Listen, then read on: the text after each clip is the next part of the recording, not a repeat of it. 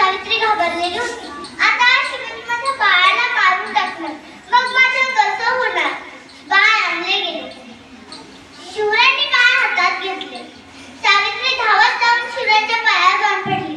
महाराज, माझ्या बाळाला मारू नका. महाराज, माझ्या बाळाला मारू नका.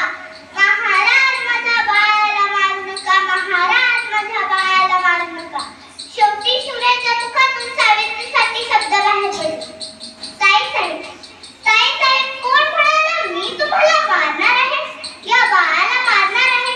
आता मी तुम्हाला ताई म्हटले आहे, म्हणजे हा बाळ माझा भाचा नव्हे. मी पहिल्यांदाच माझ्या भाचाला भेटतोय, त्याला काहीतरी दिले पाहिजे.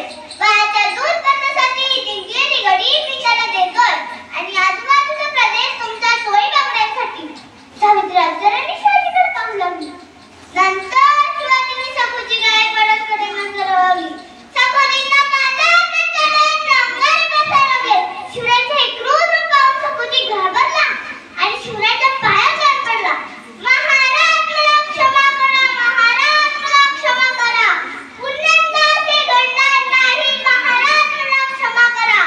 नाही सखूजी, नाही. याला क्षमा नाही. याला शिक्षा दिली पाहिजे. याला शिक्षा दिली पाहिजे. ज्या त्यांनी परस्त्रीला स्पर्श केले ते हात काढून टाका.